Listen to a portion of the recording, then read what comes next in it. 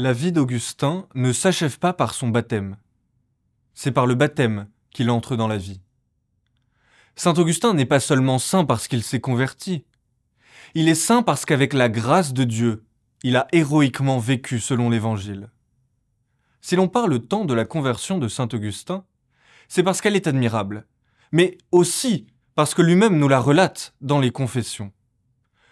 Ce dont il ne nous parle pas dans ce livre, c'est des 43 années de sa vie de baptisé. Or, c'est au cours de ces années qu'Augustin a progressivement appris à se laisser habiter par la grâce pour vivre conformément au Christ. Il ne fit pas de grands exploits, pas de miracles retentissants, mais il accomplit ce que Dieu attendait de lui, là où il l'avait placé. Quelle fut donc la grande œuvre de la vie d'Augustin ? Eh bien, avant même d'être un immense théologien, Augustin fut d'abord un pasteur. Il fut pendant plus de 30 ans évêque de la ville d'Hippone. Choisi comme prêtre puis comme évêque, les charges sont tombées sur Augustin contre son gré. Il désirait contempler Dieu dans la vie religieuse, méditer paisiblement les Écritures, et le voilà propulsé sur le devant de la scène ecclésiale. Pourtant, notre évêque s'acquitte de sa charge avec profond dévouement. Il se révèle rapidement prédicateur hors pair, et les évêques de toute l'Afrique viennent l'écouter à Hippone.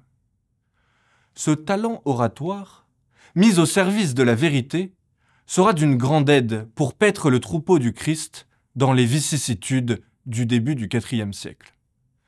L'Église d'Afrique est fort divisée, et Augustin dépense beaucoup d'énergie à œuvrer pour l'unité du corps du Christ. Comme si cela ne suffisait pas, la situation politique inquiète les chrétiens.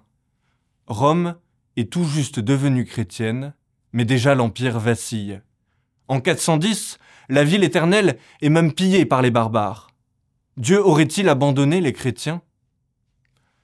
Face à ces profondes angoisses politiques, Augustin répond dans une œuvre majeure qui s'intitule « La cité de Dieu ». On y trouve quelques consolations, loin d'être périmées. Rome chute, constate Augustin. Oui, c'est là la destinée des empires de ce monde. Le chrétien, pourtant, possède sa véritable patrie dans le ciel.